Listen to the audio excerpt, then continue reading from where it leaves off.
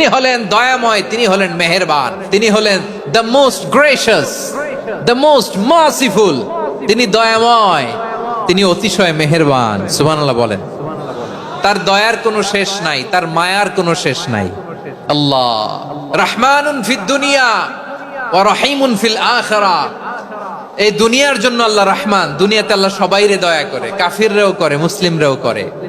আর আখিরাতের জন্য তিনি রহিম, সেখানে কাফির মুশরিকদের জন্য আল্লাহর পক্ষ থেকে কোনো দয়া থাকবে না। চিল্লায় বলেন ঠিক কি না? এজন্য আল্লাহ বললেন আমার মৌলিক একটা নাম হলো রহমান।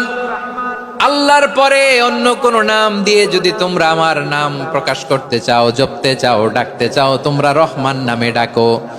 রব্বুল আলামিন ইরশাদ করেন, কুলিদুল্লাহ আউইদুর রহমান আইয়াম্মা তাদউ ফালাহুল আসমাউল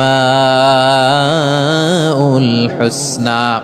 আমাকে আল্লাহ নামে ডাকো, কিংবা আমি আল্লাহকে রহমান নামে ডাকো, যে নামেই ডাকো না কেন আমার আছে অনেকগুলো সুন্দর সুন্দর নাম।